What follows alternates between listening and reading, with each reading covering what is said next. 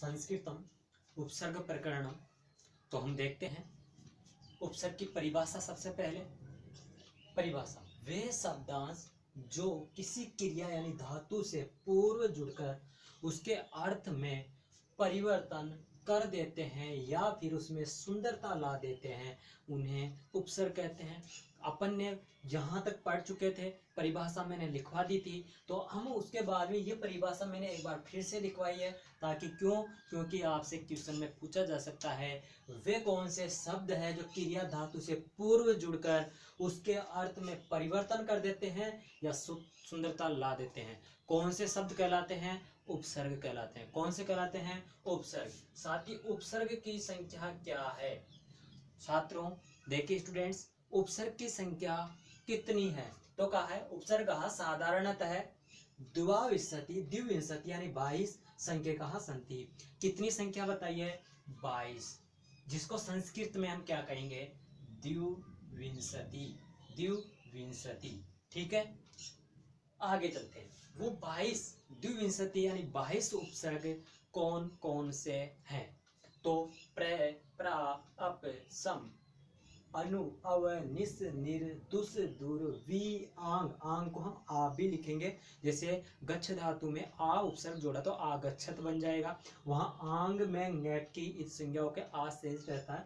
आंग, नी, अदि, अति, अपि, अति, सु, उत, अभि, प्रति, परि, उप, इति द्विविंशति उपसर्गा सन्ति। ये 22 उपसर्ग होते हैं, ठीक है।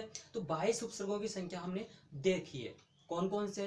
प्र, प्रा, अप, सम, अनु, अव, निस, निर, दुस, दुर, वी, आंग, नी, अदि, अपि, अति, सु, उत, अभि, प्रति, परि, उप। ये 22 उपसर्ग है। पहली बात, उपसर्ग किन्हें कहते हैं? वे शब्दांश जो किसी क्रिया या धातु से पूर्व जुड़कर उसके अर्थ में परिवर्तन कर देते हैं या फिर सुंदरता ला देते हैं, उन्हें क्या कहते हैं? उन्हें उपसर्ग कहते हैं। पहली बात क्लियर। दूसरी बात है उपसर्गों की संख्या कितनी है? तो द्विविंशति 22 है। कितनी? 22। कितनी? 22 द्विविंशति। कौन कौन से हैं 22? तो हम बोलेंगे प्र, प्रा, अप, सम, अनु, अव, निस, निर, दुस, दुर, वी, आंग, नी। वी, आंग, ये पूरा एक ही आ को नहीं बोल करके आंग बोलते हैं। वी, आंग, नी, अदि, अपि, अति, सु, उत, अभि, प्रति, परि, उप। ये 22 उपसर्ग है। इन 22 उपसर्गों को हम एक एक करके अब पढ़ते हैं। कितने? एक एक करके पढ़ते हैं। एक एक को समझेंगे कि किस प्रकार से ये उपसर्ग हैं जो हमारे प्रयोग में लिए जाते हैं, तो उनको हम आइए देखते हैं। पहला, सबसे पहले मैंने डाला है उपसर्ग। जो उपसर्ग होगा उस उपसर्ग का अर्थ, ठीक है। फिर उदाहरण लिखें कि उन उपसर्गों को जोड़ने पर नए शब्द जो बनेंगे वो कौन से बनेंगे, और नए शब्द बनने के बाद में जो हमारा उसके अर्थ में क्या करने वाला परिवर्तन या सुंदरता लाने वाला, वो सुंदरता क्या है? उसका नया अर्थ होगा। ये कौन सा अर्थ होगा? ये नया अर्थ होगा। क्या होगा? नया अर्थ होगा। तो ये हम देखेंगे। तो चलिए देखते हैं। यहां तक आपके समझ में आ गई होगी। तो आइए देखते हैं। प्र उपसर्ग, सबसे पहला उपसर्ग कौन सा है? प्र उपसर्ग है। तो प्र उपसर्ग को हम देखते हैं। प्र उपसर्ग में अगर इसका जो प्र का ओनली केवल प्र की बात कर रहे हैं, तो प्र का जो अर्थ आ रहा है, ओनली केवल प्र का अर्थ आ रहा है, वो आ रहा है अधिक, प्रकर्ष, उत्तम। मतलब उत्तम मतलब श्रेष्ठ, प्रकर्ष यानी कि जो आकर्षित करने वाला, यानी बहुत ही सुंदर होगा, इसमें जो भी होगा अत्यधिक प्रभावित करने वाला होगा, और अधिक होगा। अब इसमें मैंने प्र में, अब देखिए यहाँ भू धातु है। यहाँ पर कौन सी धातु? भू धातु। भू धातु का रूप चलता है भवती, भवत, भवंती, इस तरह चलता है, ठीक है। अगर इस भू धातु में जो हमारा यह रूप चल रहा है, इसमें यहां पर भू धातु है, अगर मैं यहां पर पूर्व में प्र उपसर्ग जोड़ दूं तो क्या बनेगा? प्रभवती बनेगा, प्रभवत बनेगा और प्रभवंती बनेगा। प्र उपसर्ग जोड़ा, प्रह प्रह रूप बन गए। तो यहाँ पर प्रभवती का रूप बनते क्या हो गया कि समर्थ होता है।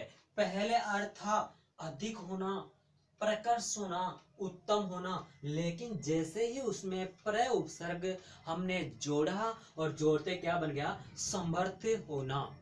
दूसरी बात हमारे पास प्र उपसर्ग में मैंने प्र में, अब यहां देखे आचार्य, इसमें मैंने प्र उपसर्ग जोड़ दिया। मैंने पहले बता दिया जो पूर्व में जुड़ते हैं पहले जुड़ते हैं, तो प्र उपसर्ग जोड़ते बन गया प्राचार्य। प्राचार्य हम कहते हैं प्रधानाध्यापक जी महोदय को, तो प्रधानाध्यापक। क्लियर बात। प्र उपसर्ग में मैंने हार जोड़ा, प्र उपसर्ग प्लस ह्री धातु यानी कि हार जोड़ा, तो प्रहार बन गया। प्रहार यानी किसी को चोट देना या तलवार का प्रहार करना, शब्दों का प्रहार करना, यानी कि कहते हैं ना कुछ बातें ऐसी बोल दी जाती कि सीधी दिल पर आघात पहुंचाती, प्रहार करती। ठीक है, पहला उपसर्ग हमारे समझ में आ गया, प्र हमने किस तरह से जोड़ा। ठीक है, दूसरा उपसर्ग हम बात करते हैं, प्र के बाद क्या आ गया, परा। परा का अर्थ होगा विरुद्ध या तिरस्कार करना। परा भवती परा जयते। ठीक है, देख ले हम, तो प्र में किस प्रकार से जोड़ा था, तो इसी प्रकार से हम जोड़ेंगे परा को। इसी प्रकार हम क्या जोड़ेंगे, परा को। अब भैया मैं आपको अगर इनके बारे में और भी शब्द बहुत सारे ऐसे होते हैं जिनमें पर उपसर्ग जुड़ा हुआ है, तो यहाँ पर जैसे कि मैंने वही भू धातु थी, भू धातु के अंदर प्लस भू धातु के पहले पूर्व मैंने क्या जोड़ दिया, परा जोड़ दिया। अब भू धातु जोड़ा तो भू धातु का मतलब होता है भू का जो रूप चलेगा वो आएगा, जैसे अभी बताया था। तो देखो परा भवती, पराभवती क्या, पराभवती। जिस प्रकार से भवती शब्द यहाँ था, भवती यहाँ था, लेकिन पर जुड़ते तो समर्थ होना था, और परा जुड़ते तिरस्कार करता है, तिरस्कार करता है। ठीक है, अब इस पर में जयते, परा प्लस जयते, यानी कि परा धातु और जी परा उपसर्ग और जी धातु, जिसमें जय चलता है, जय रूप चलता है, यानी कि जीतने को कहते हैं, तो पराजित होना। अब देखो अगर जय चले, जब तक जय है जब तक तो क्या है, जब तक जय, जय कहते हैं विजय होना, लेकिन इस जय के अंदर परा उपसर्ग जोड़ते, परा जय हो गया, पराजय हो गया, और पराजय हो गया हारना। हुआ नहीं हुआ, जीत, जय में तो जीत रहा था, लेकिन उसमें परा उपसर्ग जुड़ते ही वो हार गया, हारना। पराजय पराजित होना, हारना। ठीक है, थर्ड उपसर्ग यानी कि तीसरा है हमारे पास अप। अप की बात करें, विपरीत अर्थ देना, दूर वाले की बात बताना, हीनता बताना, या अनुचित जो उचित नहीं हो वो बात बताना। तो देखिए अप में नी धातु जोड़ा, अपनियति बना। अपनियति मतलब दूर करता है, अपनों से दूर करता है। अप में हरि धातु जोड़ा, तो अपहरति अपहरण करता है। समझ में आ गया। वही उसी तरह से जिस प्रकार से सम उपसर्ग देखते हैं, अगला कौन सा उपसर्ग आ रहा है, सम उपसर्ग। सम मतलब समीप होना, मिलकर, अच्छा, हम मिलकर कोई कार्य करते हैं, हम मिलकर चलते हैं, हम मिलकर बोलते हैं, हम मिलकर पढ़ते हैं, तो वहां पर ये सब, तो ये तो बहुत ही अच्छी बात है ना, आप सब मिलकर कर रहे हैं, तो वही बात है कि अच्छा होना। आप मिलेंगे कब, तब समीप होंगे, तो इसके अर्थ देखो समीप, मिलकर, अच्छा।